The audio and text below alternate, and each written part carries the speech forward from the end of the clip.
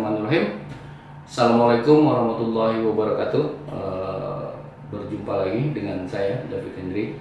Kali ini saya mencoba untuk menyampaikan materi yang terkait dengan urban element for architectural design, di mana materi ini sebenarnya hanya bersifat komplement ya, komplement, baik itu menambah wawasan atau mungkin ada beberapa dari teori urban yang mungkin bisa diaplikasikan nanti untuk perkuliahan di IDS atau di Studio Desain Terpadu semester 4 ini. Nah, jadi saya mencoba untuk menyampaikan beberapa part dari materi ini. Pertama, part 1 nanti terkait dengan penyampaian teorinya, misalnya dari spatial planning strategi, terus teori yang terkait dengan figure ground yang biasanya dipakai pada saat survei, terutama di urban ya. Terus linkage, terus place gitu. Nah, yang kedua saya mencoba untuk menyampaikan sample application dari teori yang tadi saya sampaikan di atas dengan menampilkan aplikasinya pada contoh desain real yang sudah dilakukan gitu ya.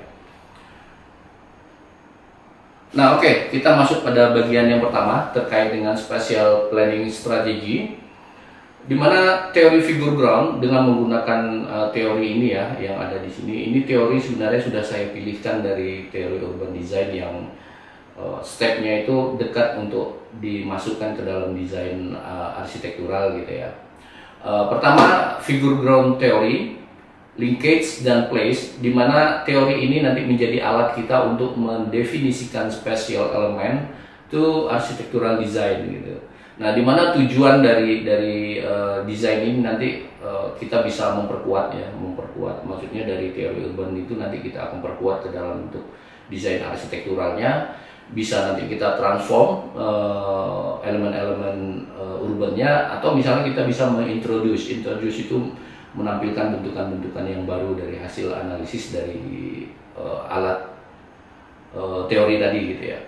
Nah, tapi untuk catatan bahwa teori yang saya sampaikan ini memang teori yang sudah saya pilih yang memudahkan Anda untuk explore gitu dan mengaplikasikannya ke dalam skala mikro gitu ya, dalam micro scale gitu, dalam bentuk arsitektural. Nah, yang kedua, teori yang saya sampaikan pun nanti gitu ya, tidak semuanya harus Anda aplikasikan ke dalam desain arsitekturalnya. Jadi nanti bisa Anda sesuaikan dengan konteks desain Anda masing-masing gitu ya. Silakan dipilih teori mana kalau misalnya mau menggunakan pendekatan urban ini yang nanti akan Anda aplikasikan ke dalam desain arsitektur Anda gitu ya. Oke. Nah, yang pertama kita masuk ke figure ground teori. Nah, figure ground ini merupakan terjemahan dari bentukan massa dan figure gitu ya, mana yang massa dari sebuah kawasan gitu ya, dari urban, mana yang merupakan ground itu ruang terbuka gitu ya, ruang terbuka dari kota gitu. Nah, ini tujuannya bisa untuk kita memahami karakteristik dari bentukan-bentukan massa maupun space yang ada di sebuah urban gitu ya. Nah, secara umum ada 3 pola dari figure ground. Yang pertama homogen. Homogen itu yang karakter massanya itu dan karakteristik dari orientasi dari massa bangunan dalam sebuah kawasan itu homogen gitu ya, yang relatif lebih seragam bentuknya gitu. Seperti contoh yang paling atas. Terus contoh yang di tengah, yang kedua itu heterogen, yang dimana bentuk dari massa dan orientasi dari massa itu beragam gitu ya. Terus yang ketiga spread pattern, ini polanya menyebar. Nah, ini cenderung seperti di pedesaan itu cenderung tumbuh seperti ini, pola menyebar gini gitu ya. Dia tumbuh biasanya apakah itu mengikuti jalur sirkulasi, apakah itu mengikuti pemukiman ya yang tumbuh secara sporadis begitu. Nah, ini yang pola ketiga gitu. Nah, tetapi figure ground ini bisa diwujudkan dalam 2 skala makro, mungkin skala seperti kota atau kabupaten atau provinsi begitu ya. Dan juga bisa diterapkan pada skala meso yang seperti contoh di bawah ini. Nah, meso ini mungkin lebih dekat dengan arsitektural. Jadi biasanya kalau untuk desain arsitektural gitu kita lebih mengacu pada skala mesonya gitu ya, pada skala kawasan di mana lokasi desain kita berada gitu ya. Nah, lingkungan sekitarnya yang kita coba bentuk figur groundnya gitu ya, untuk nanti kita coba analisis masukkan ke dalam desain arsitekturalnya. Nah, tetapi figur ground ini punya kelebihan dan punya kekurangan. Yang pertama, untuk kelebihannya sendiri, kita bisa mengidentifikasi dengan cukup baik pola atau tekstur dari urban spatial yang terbentuk di sana gitu. Jadi kita bisa memahami pola-pola baik itu bentuk dari masanya, terus bentuk kotak, bentuk memanjang seperti itu ya. Maupun kita bisa memahami juga pola dari groundnya, pola dari ruang terbuka dan orientasi dari masa-masa yang terbentuk di sekitar lokasi site yang kita pilih untuk didesain gitu ya. Nah, yang kedua juga bisa mengidentifikasi permasalahan dari keteraturan ya. Kita bisa melihat wah ternyata masanya ini tidak teratur dan cenderung tumbuh secara sporadis gitu. Atau di satu sisi ada bagian dari kawasan itu yang polanya teratur gitu dan seragam gitu ya. Nah, ini pola-pola permasalahan dari keteraturan ini bisa kita identifikasi dari figur ground. Nah, tetapi kelemahan dari teori figur ground ini hanya dua dimensional. Jadi kita hanya melihat itu dari atas gitu ya. Kita tidak terlalu masuk ke dalam konteks site-nya, misalnya apakah itu fasad gitu ya, apakah itu ketinggian bangunan gitu ya. Kita belum bisa lihat di situ. Dan kedua, kelemahannya terlalu statis karena dia dua dimensi dan rigid gitu ya. Kita hanya bisa melihat gitu, pola kotak, pola memanjang dan sebagainya, itu terlalu statis. Nah, tetapi ada solusi yang bisa kita ambil gitu ya untuk melengkapi kelemahan dari teori figur ground. Pertama, memang kita harus primary survey. Primary survey ini maksudnya kita harus melakukan survei primer ya, dengan melakukan dokumentasi misalnya. Nah, ini juga dibutuhkan untuk IDS kita yang saat ini ya, yang studio desain terpadu.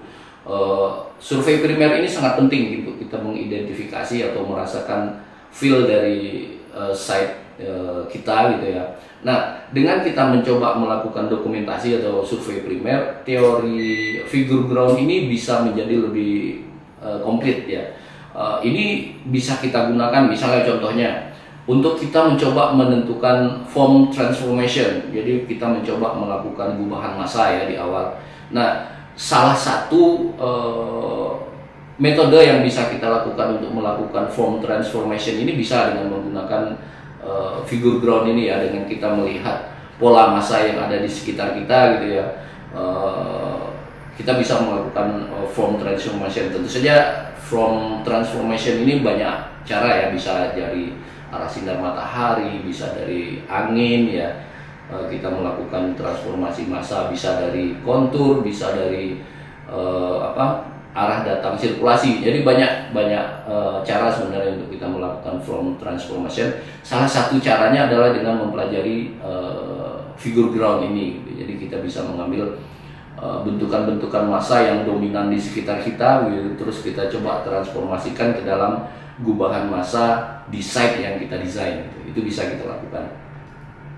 Terus teori figur ground itu juga bisa kita gunakan untuk mengidentifikasi fungsi dari bangunan yang ada di sekitar kita, maupun kita mengidentifikasi vegetasinya yang ada di sekitar kita. Sebagai contoh misalnya yang di nomor 2, kita bisa mengidentifikasi misalnya yang kuning kita simbolisasikan misalnya bisa jadi permukiman gitu ya, biasanya permukiman sih.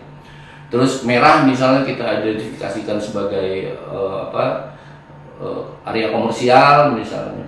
Terus hijau biasanya kita bisa pakai untuk fasilitas-fasilitas sosial dan lain sebagainya gitu yang bersifat pelayanan ya, jasa dan pelayanan gitu.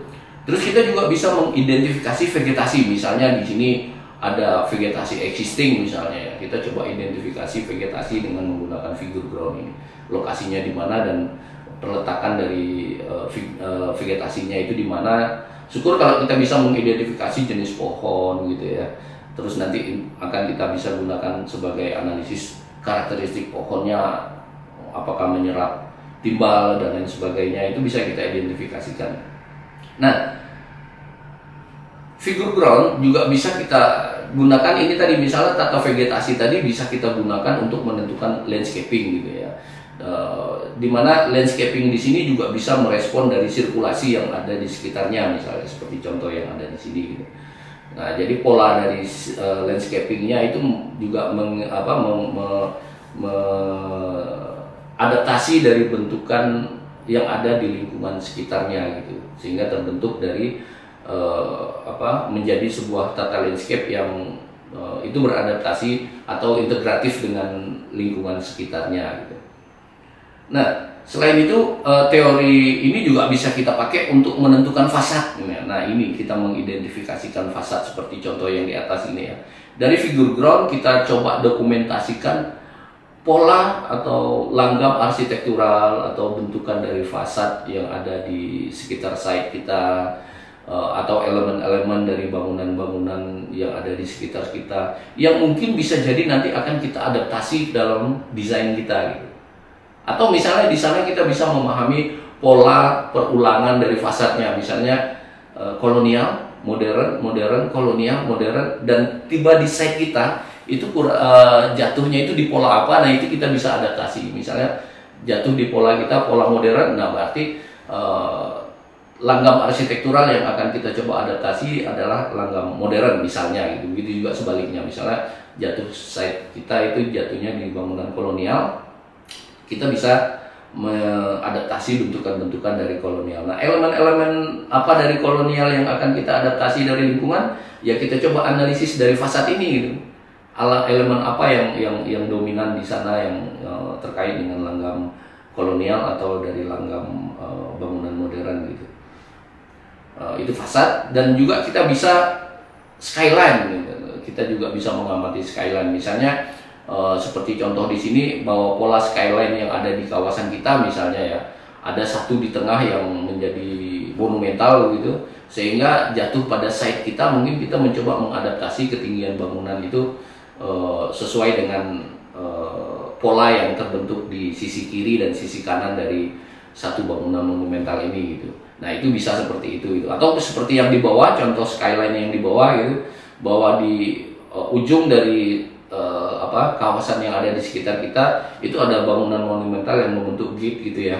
Nah, misalnya posisi kita ada di tengah ini, nah ini kita bisa saja mengadaptasi ketinggian dari bangunan existing yang ada di sekitar kita, atau malah kita mendesain tengah ini menjadi bagian yang paling tinggi dari kawasan ini. Nah, bisa itu pilihan. Tapi memang harus disesuaikan dengan ini ya, building code yang ada di sekitar itu atau zone regulationnya, bahwa di sana ketinggian maksimal bolehnya berapa gitu. Itu tetap harus mengadaptasi dari building code-nya. Terus figure ground itu juga bisa kita gunakan untuk mengidentifikasi fasilitas-fasilitas infrastruktur maupun urban facility. Misalnya kita bisa mengidentifikasi di mana titik dari tiang listrik, misalnya electrical, air misalnya water, terus bisa juga kita mengidentifikasi telepon dan lain sebagainya ya, yang terkait dengan infrastruktur. Bahkan juga kita bisa mengidentifikasi fasilitas urban facility, misalnya apakah di sekitar lokasi kita terdapat halte gitu ya, atau fasilitas-fasilitas publik yang lain gitu, sehingga nanti apakah activity atau desain yang akan kita buat ini terconnecting dengan haltenya misalnya. Nah, bagaimana kita merespon keberadaan halte ini agar bisa secara leluasa bisa mengakses site kita misalnya ya, kita bisa mengconnectingkan seperti itu. Nah, ini keuntungan kalau misalnya kita mencoba mengkombinasikan teori figure ground itu dengan primary survey, jadi dengan survei primer gitu ya. Oke. Ini terkait dengan teori figure ground. Nah, yang kedua linkage. Linkage ini adalah bagian dari perkotaan gitu ya, yang mencoba menghubungkan antara dua elemen ini, maksudnya dua activity gitu ya. Misalnya menghubungkan antara bangunan yang satu dengan bangunan yang lain gitu ya. Nah, linkage ini sebenarnya ada 3, tapi di sini yang saya pilih 2 saja gitu ya, karena yang satunya terlalu masif ya. Pertama, visual linkage. Nah, visual linkage ini menghubungkan antara dua atau lebih dari urban fragment, atau misalnya di desain kita itu menghubungkan satu atau dua massa gitu ya, menjadi sebuah satu kesatuan gitu, jadi satu kesatuan desain. Nah, di sini ada misalnya teori line gitu ya, line ini yang paling atas. Nah, di sini menghubungkan dua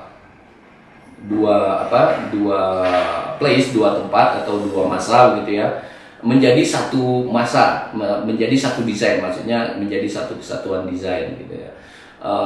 Baik itu menyatukannya, baik itu dengan menggunakan building maupun menggunakan soft material ya, seperti trees gitu ya, seperti pohon gitu. Nah, yang kedua, koridor. Nah, koridor ini membentuk membentuk koridor gitu ya di tengah yang menghubungkan antara massa yang satu dengan massa yang lain gitu. Ini teori koridor. Edge itu batas ya atau sisi, tapi itu mengkonektingkan dua place itu pada sisinya gitu ya. Jadi dengan adanya sisi di sini gitu loh, edge, untuk menghubungkan antara dua ini menjadi satu kesatuan. Kalau untuk yang aksis itu mengkonektingkan dua place, dua massa begitu, tetapi dengan memprioritaskan atau menunjukkan hierarki bahwa satu tempat itu hierarkinya lebih tinggi dibandingkan place yang lain gitu. Bisa juga kita menggunakan rhythm irama. Jadi misalnya seperti di sini menghubungkan antar dua massa dengan menggunakan rhythm. Misalnya dengan menggunakan vegetasi di sini ada 2 row, ada 3 row, ada 2 row lagi baru massa yang satunya lagi atau place yang satunya lagi. Nah, pola rhythm ini juga biasanya juga bisa digunakan untuk mengidentifikasi fasad ya. Misalnya pola perulangan yang ada di sekitar lokasi kita itu seperti apa gitu. Kolonial tadi seperti yang sudah saya sampaikan, kolonial, modern, kolonial, modern. Nah, jatuh di site kita itu polanya apa gitu. Nah, sehingga bisa kita adaptasi ke dalam bentuk ini kita fasad dari bangunan kita. Atau misalnya seperti di sini menghubungkan antar tempat dengan menggunakan pola irama, dengan demikian masih menunjukkan bahwa dua massa ini atau dua place ini adalah menjadi satu kesatuan desain begitu ya. Nah, yang kedua, structural linkage. Nah, structural linkage ini mengkombinasi dua atau lebih massa gitu ya, dari urban structure atau dari massa yang ada di sana itu menjadi satu kesatuan. Jadi misalnya ada pengelompokan dua massa gitu ya.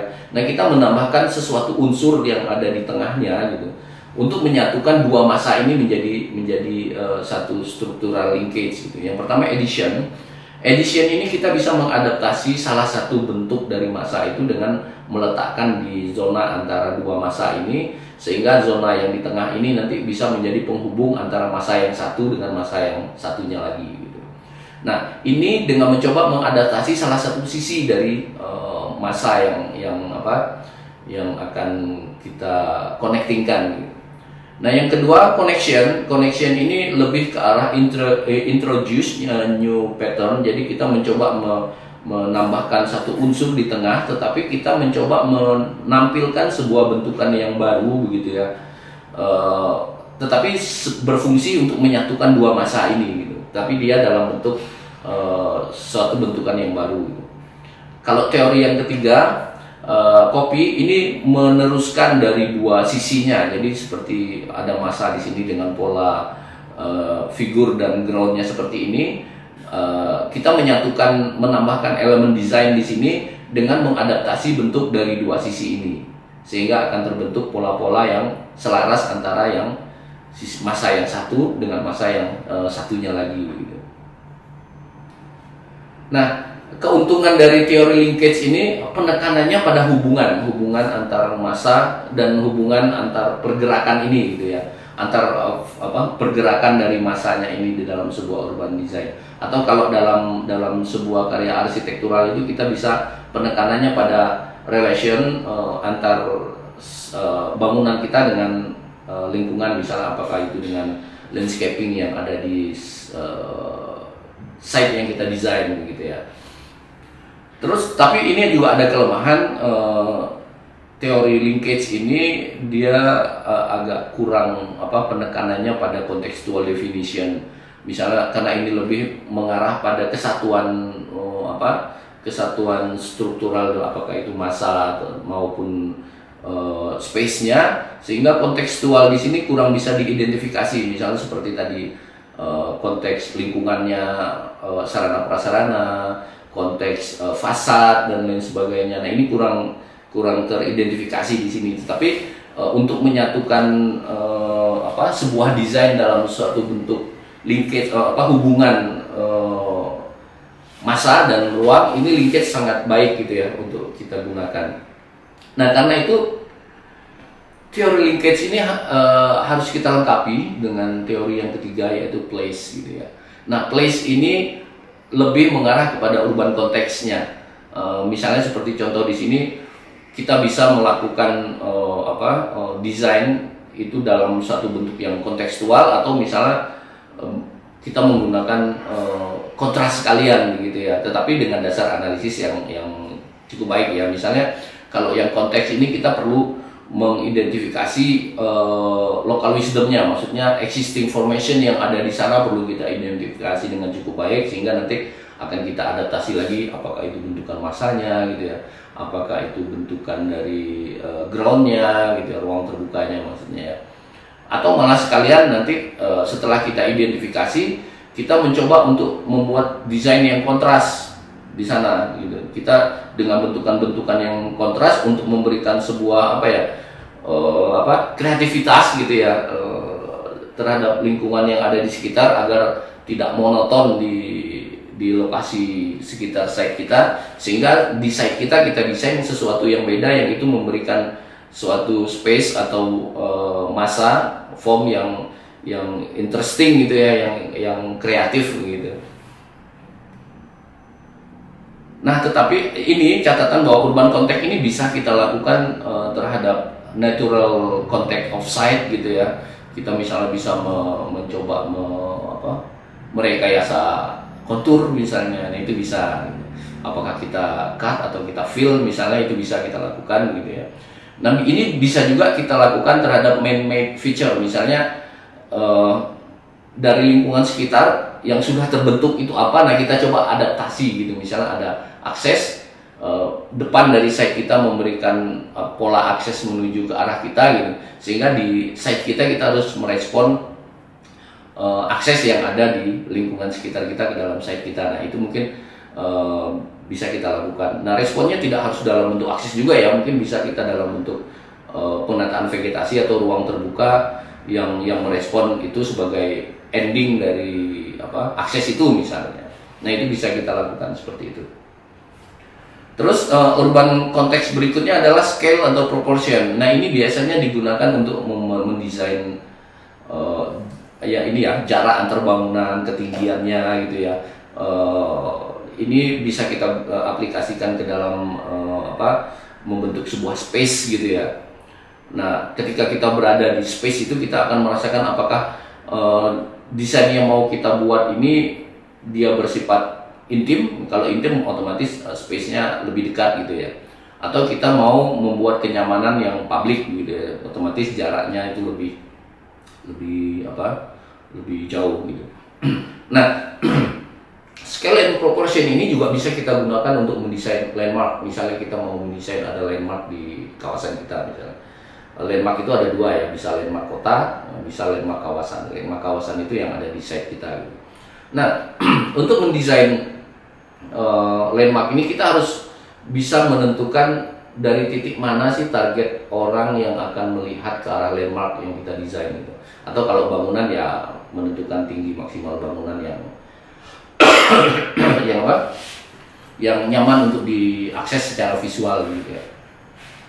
Nah, lanjut ke landmark tadi, di mana posisi landmark, di mana posisi target visual, orang yang akan memvisual, kita tarik maksimal garis ketinggian itu 30 derajat maksimal ya, tapi idealnya sekitar 27,5 gitu. Nah, jatuh pada building atau landmark yang akan kita desain itu pada ketinggian berapa gitu, sehingga keseluruhan landmark atau keseluruhan bangunan kita itu bisa tervisual secara nyaman oleh target orang yang akan kita tuju untuk melihat dari landmark atau building kita. Nah, yang berikutnya identity, teori place ini juga menekankan pada identitas,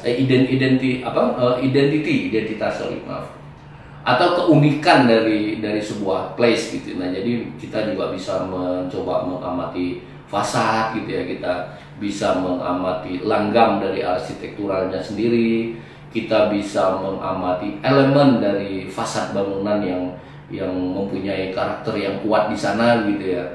Nah, sehingga kita bisa apakah ini bagian dari elemen ini akan kita adaptasi ke dalam desain kita. Nah, ini salah satu cara untuk memasukkan respon terhadap environment atau lingkungan sekitar itu terhadap desain kita gitu.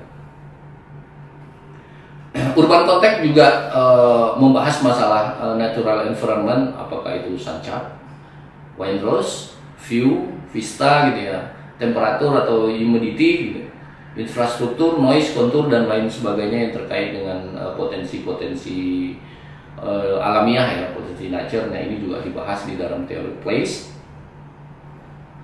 Yang berikutnya adalah city image. Nah, ini biasanya yang paling banyak diadopsi oleh para arsitek gitu ya, untuk mendesain arsitektural, produk arsitektural mereka gitu ya. Nah, yang pertama pet ini terkait dengan jalur. Biasanya memang jalur ini merupakan elemen terpenting dari city image ya, atau citra kota gitu. Atau kalau di desain arsitektural itu yang akses utama itu di mana sih gitu. Nah, itu menjadi sangat penting gitu ya untuk kita desain gitu. Terus edge atau tepian. Nah, ini untuk menandakan batas antara desain kita dengan space yang lain. Misalnya untuk menentukan batas antara ruang terbuka dengan masa bangunan kita. Nah, ini akan kita desain menjadi sesuatu yang sangat berbeda gitu ya. Terus distrik, kalau distrik ini lebih ke arah yang lebih masif ya, karakteristik dari masing-masing masing-masing blok misalnya. Nah, ini agak lebih makro ya. Terus ada node atau simpul. Nah, node atau simpul ini merupakan area yang strategis untuk menjadi titik pertemuan dari akses maupun titik penyebaran dari akses itu gitu. Jadi dikumpulkan dan di spread lagi, disebar lagi, itu biasanya melalui satu titik yang namanya node gitu ya. Terus yang kelima itu landmark. Nah, ini termasuk dalam citra kota ya. Landmark ini merupakan titik poin di mana ini bisa menjadi point of interest dari kawasan itu ya. Misalnya kita mau pergi ke satu tempat gitu, orang menunjukkan dengan salah satu bentukan dari yang ada di bangunan itu. Misalnya nanti Anda pergi ke sana, nanti ada di situ ada tugu. Nah, itulah bangunannya. Nah, landmark ini bisa menjadi point of referensi point gitu ya. Nah, tetapi orang tidak perlu masuk ke dalamnya kalau landmark itu, karena bisa terakses secara visual oleh target orang yang kita tuju untuk bisa memvisual dari landmark itu gitu ya. Nah, selain itu, selain citra kota, juga ada city estetik, itu estetika kota. Nah, ini salah satu metode untuk connecting art. Connecting art itu seni menyambungkan antara masa yang existing, yang sudah ada, dengan masa yang akan kita desain gitu. Nah, ini kalau di urban design itu kita sering menyebutnya itu dialog masa begitu ya, dialog masa. Nah, jadi seperti contoh di sini gitu ya. Dalam sebuah bentukan masa yang seperti ini gitu, misalnya kita anggap yang ini site kita dan ini belum didesain misalnya ya, sudah terbentuk pola seperti ini. Nah, kita mencoba mengadaptasi dari masa yang ada di sekitar kita, masa existing. Ketika kita mendesain sebuah masa kita itu akan menyatukan dari kawasan yang ada di sekitarnya atau masa-masa yang ada di sekitarnya, sehingga dia akan membentuk sebuah space yang terpusat misalnya dengan adanya masa yang kita desain itu. Atau seperti yang di bawah, kita menciptakan seperti courtyard begitu ya, space yang ada di tengah dengan menambahkan masa kita atau desain kita baru di lokasi existing yang sudah terbentuk. Nah, kita menyatukan dengan lokasi kita ini dengan masa yang ada di lokasi kita gitu. Nah, sebagai catatan bahwa dialog massa atau connecting art ini bisa kita wujudkan dalam bentuk hard material, dalam bentuk gubahan massa ya. Tapi juga bisa kita bentuk dengan menggunakan soft material, dengan menggunakan pepohonan misalnya ya, dengan vegetasi begitu ya. Nah, ini lebih kesannya lebih soft kalau yang menggunakan soft material, karena soft material tentu kesan yang kita dapat di ruang itu tidak terlalu rigid gitu ya, sehingga kesannya akan lebih terbuka tetapi tertutup. Nah, itu bagaimana Mas? Tertutup tetapi dengan menggunakan vegetasi secara visual itu tidak tertutup secara masif begitu ya. Nah, itu maksudnya. Oke. Nah, keuntungan dari teori place ini bisa memberikan arti atau makna yang lebih gitu ya, terhadap kualitas dari space, kualitas dari massa yang kita desain gitu ya, sehingga dia bisa menjadi satu kesatuan dengan konteks lingkungan yang ada di sekitar kita gitu ya. Bisa memberikan contextual sense of space gitu ya, baik itu dari massa tadi ya maupun dari space yang tercipta, itu bisa menjadi lebih kontekstual gitu. Tetapi kelemahan dari place ini biasanya memang urban place ini kita gunakan untuk lingkup wilayah yang tidak terlalu besar ya. Kalau untuk IDS ini atau studio desain terpadu ini sepertinya sangat pas, karena kita lokasinya itu tidak terlalu besar gitu ya. Jadi kita dalam satu lingkup tertentu gitu ya, sesuai dengan site yang masing-masing kita pilih gitu ya. Nah, oke. Itu tadi terkait dengan teori yang urban teori yang nanti bisa kita adaptasi ke dalam desain arsitektural. Nah, di sini saya mencoba untuk menampilkan aplikasi dari teori tadi terhadap desain arsitektural gitu ya. Nah, kebetulan ini salah satu karya saya bersama tim gitu ya. Saya coba untuk pada saat itu saya mencoba untuk mengadaptasi dari urban teori ke dalam sebuah desain arsitektural gitu ya. Nah, tapi memang langkah pertama kita tetap harus mengidentifikasi itu tadi natural environment-nya. Misalnya seperti di sini kita mencoba untuk menentukan arah hadap dari massa yang akan kita desain. Kita mencoba melakukan analisis dengan menggunakan analisis Sunpad ini ya. Nah, dari hasil analisis Sunpad ini kita mendapatkan bahwa minimum orientation itu ada di derajat 295 sampai 280 ini. Jadi kalau minimum orientation, jadi kita mengusahakan jangan sampai orientasi dari massa kita itu ada di sudut itu gitu. Karena sudut itu dari hasil analisis kita itu merupakan sudut yang paling panas yang terpapar radiasi sinar matahari begitu. Sehingga kalau bisa jangan kita arah hadapkan ke sana gitu. Nah, untuk yang merah ini itu maksimum orientation. Misal sebenarnya dari hasil analisis ini orientasi yang terbaik itu arah hadapnya ada di maksimum orientation ini.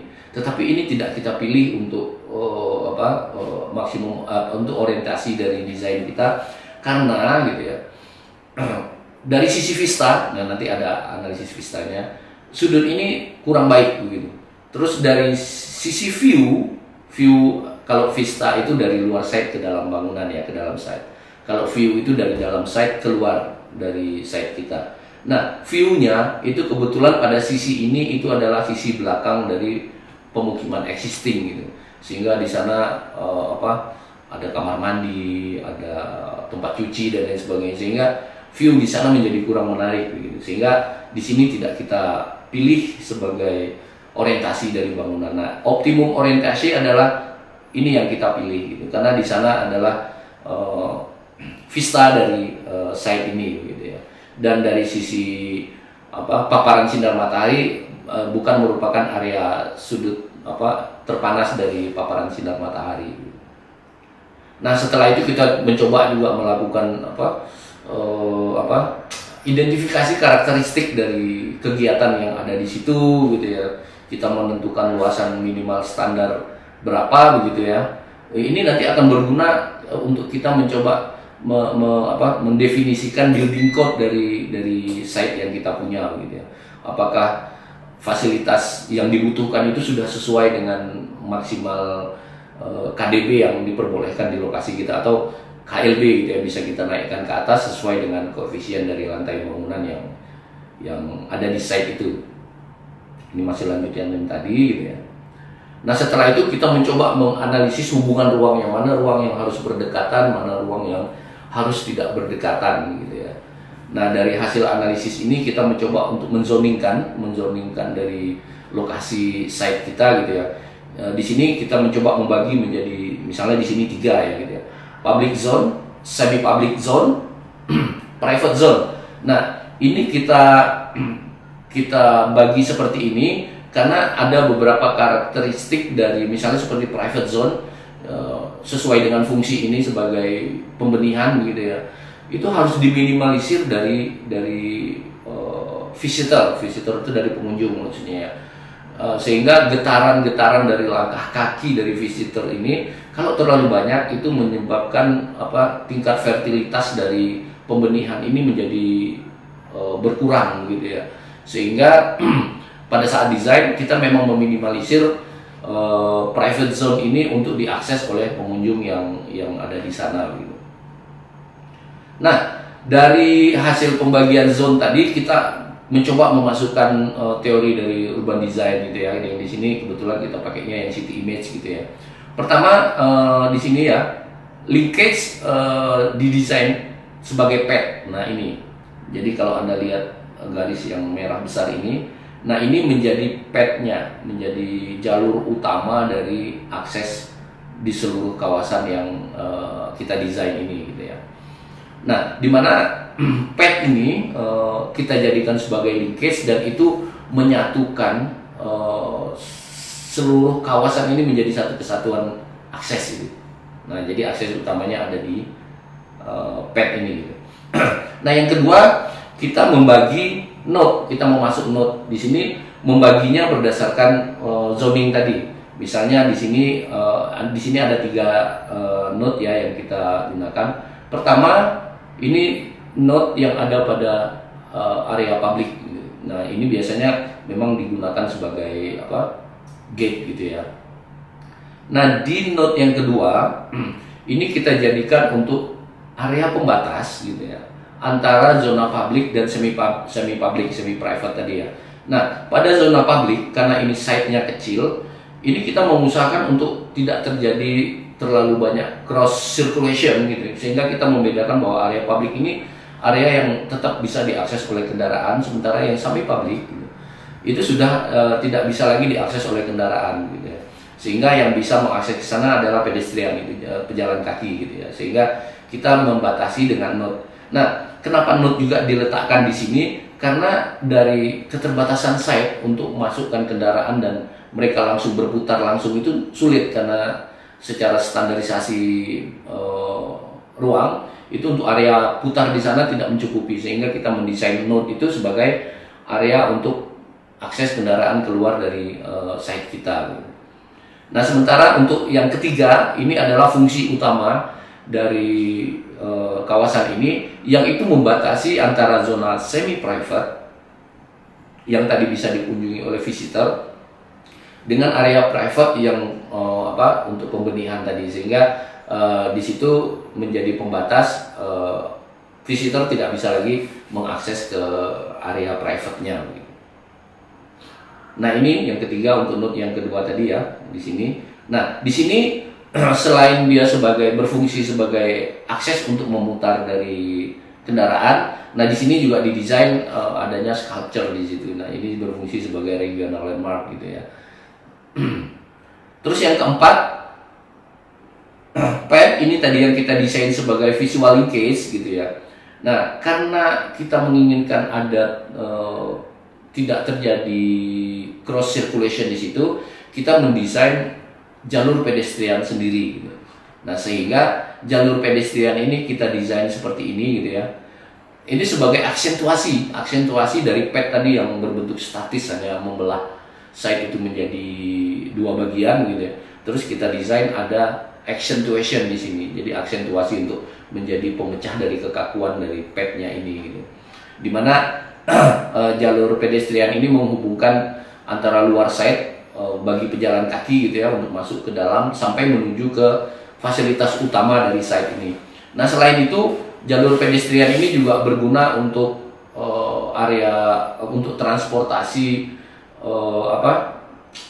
ikannya gitu ya, atau produk yang ada di situ, karena kendaraan tidak bisa mengakses sampai ke bangunan utama, sehingga aksentuasi ini juga digunakan sebagai arus sirkulasi untuk barangnya, juga bisa digunakan untuk disabilitas ya di sana, sehingga kita mendesain aksentuasi atau jalur pedestrian ini menyesuaikan dengan skala untuk bisa digunakan troli dan bisa digunakan untuk disabilitas begitu ya, dengan standar minimal 1,2, tetapi di sini kita mendesainnya 1,5 meter gitu, jadi sudah melebihi dari standar gitu.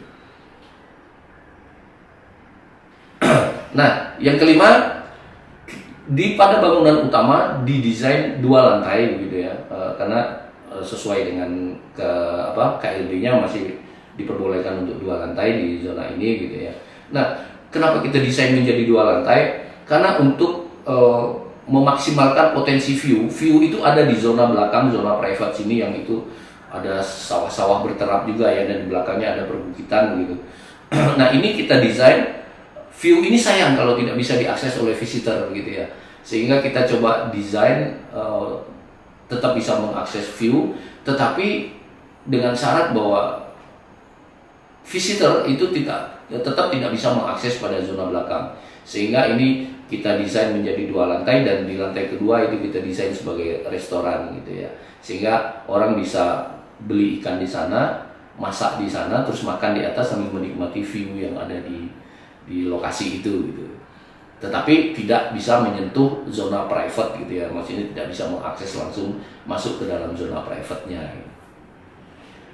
Nah, yang keenam, base vista itu ada pada zona ini. Nah, zona ini ya pada zona, biasanya vista itu pada zona di mana pengunjung atau visitor atau orang yang akan lewat di sekitar sana yang paling bagus melihat ke dalam lokasi gitu. Nah, itu vista. Nah, pada zona ini, pada zona biasanya pada zona akses utama gitu. Nah, ini penerapan dari scale and proportion ketika mau mendesain landmark di sana dan diletakkan pada node yang kedua tadi gitu. Nah, kita mentargetkan bahwa landmark ini akan bisa diakses secara visual dari jalur pedestrian yang ada di sekitar landmark tadi gitu. Nah, kita coba mengukur jarak maksimalnya gitu ya. Nah, jatuh pada titik landmark yang akan kita pasang itu ketinggian maksimal berapa gitu, 6,73 di sini. Nah, oleh karena itu kita mendesain landmark yang ada di node kedua itu tidak melebihi dari ketinggian 6,73, sehingga ketika orang mengakses jalur pedestrian itu, orang bisa sambil melihat landmark kita itu tanpa harus dia menegakkan kepala begitulah. Jadi sambil dia lewat, landmarknya bisa terakses secara visual, secara utuh gitu. Nah, ini contoh jadi dari situasi site plan gitu ya. Juga ada denah tampak potongan yang pasti ya. Nah, ini masuk kepada renderingnya. Nah, karena di IDS ini atau di Studio Design terpadu kita kali ini juga masuk poin rendering ya. Nah, karena itu di sini kita coba untuk merenderingnya. Nah, di sini Anda bisa lihat hasil dari renderingnya dari desain ini gate-nya gitu ya. Tadi landmark ya yang pertama. Nah, di sini kita meletakkan fasilitas-fasilitas seperti toko jajanan gitu ya, produk olahan dari ikan, itu dekat dengan jalur pedestrian dan dekat dengan parkirnya, sehingga karena karakteristik orang kalau mau jajan atau mau beli produk olahan yang akan dibawa pulang itu pada akses keluar biasanya ya. Nah, karena di sini akses keluar dan masuknya menjadi satu ya, didesain di sini gitu, sehingga lebih mendekati dari target pembeli yang akan kita targetkan di zona ini gitu ya. Ini node yang kedua, ini ada landmark di tengahnya gitu ya. Nah, ini landmarknya kita desain ikan gitu ya, karena di sini temanya kebetulan ikan gitu. Dengan ketinggian tadi tidak boleh melebihi dari 6,73 meter gitu ya. Ini fasilitas display ikan yang dijual, jadi pengunjung bisa langsung memilih ikan di sana, memasaknya di fungsi bangunan utama tadi, dan makan di area restonya gitu ya. Nah ini fungsi bangunan utamanya. Di sini kita desain juga ada rem gitu ya untuk jalur distribusi dari barang gitu ya, dan dari distribusi untuk disabilitas gitu. Nah di akhir dari proses desain ini kita menghitung RAB. Nah di sini juga di IDS ini atau di SDT ini kita juga nanti akan mencoba belajar tentang penghitungan RAB ya, walaupun mungkin aplikasinya masih part atau elemen tertentu saja yang kita akan hitung, tetapi nanti di sesi yang lain kita akan mencoba mempelajari bagaimana menghitung RAB dengan quantity survey-nya ya. Nah, kalau yang kita tampilkan di sini itu rekapnya saja, tapi di balik ini kita sudah menghitung masing-masing harga satuan dari masing-masing pekerjaan yang ada di site ini begitu ya, di desain ini. Terus kita hitung volumenya ya, volume dari masing-masing pekerjaan, terus kita kalikan dengan harga satuan yang sudah kita analisis tadi gitu ya. Untuk selanjutnya kita mendapatkan rekap ini gitu. Nah yang kami tampilkan di sini hanya rekap. Oke. Itu yang bisa saya sampaikan. Nah mungkin ini ada sedikit animasi, karena kita di IDS ini juga akan sangat baik gitu ya kalau misalnya bisa menampilkan animasi dari hasil desain yang kita buat. Nah ini saya tampilkan animasi, dan kebetulan ini sebenarnya ada suara, tapi ini sengaja memang kita silent gitu karena takut kena royalti nanti. Nah ini hasil animasi dari produk tadi yang sudah kita desain, bahkan sudah kita hitung RAB-nya gitu ya. Oke, ini kita coba nanti sambil saya narasikan sambil nah ini gate yang tadi jadi node pertama tadi. Nah ini jadi area-area parkir gitu ya, sehingga ketika mereka masuk terus nanti keluarnya itu akan berputar melalui node yang kedua, melalui node yang ada di landmark ini gitu ya.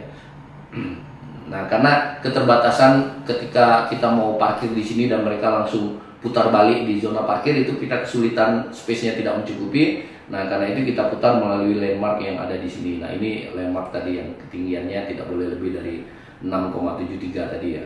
Nah pada zona berikutnya setelah landmark ini adalah, nah pada zona yang ini itu adalah zona semi private tadi, yang di sini hanya bisa diakses oleh pejalan kaki, yang di situ juga bisa untuk distribusi barang dan untuk distribusi untuk jalur pedestrian disabilitas gitu ya.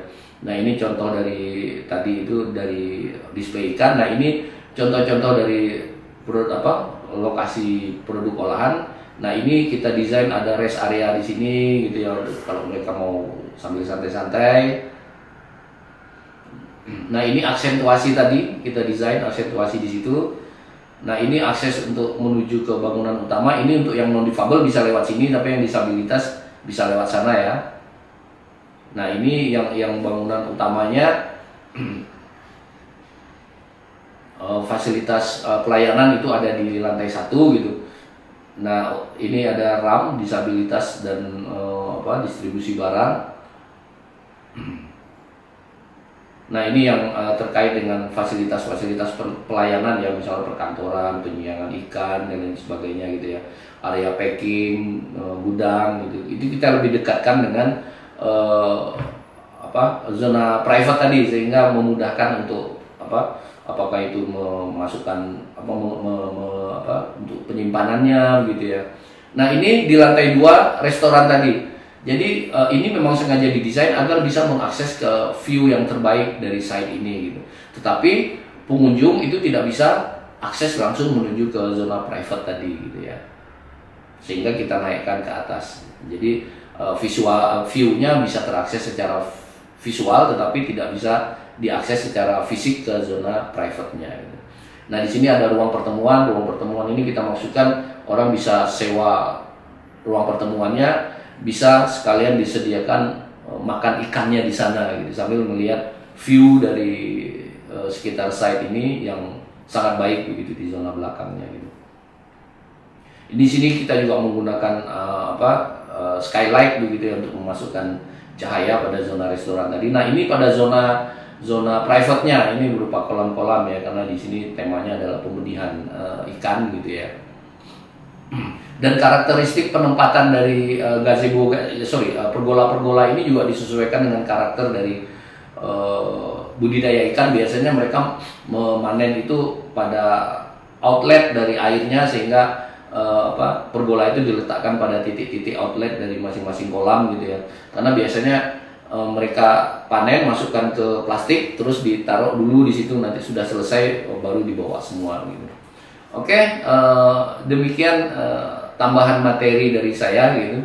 Mudah-mudahan ada bisa menambah wawasan ya, terutama terkait antara hubungan urban design dan produk arsitektural gitu, maupun mungkin ada beberapa teori yang mungkin bisa Anda terapkan di IDS ini atau di studio desain terpadu kali ini gitu. Untuk kekurangan dan kelebihannya saya mohon maaf yang sebesar-besarnya. Demikian yang bisa saya sampaikan. Barakallahu fikum. Assalamualaikum warahmatullahi wabarakatuh.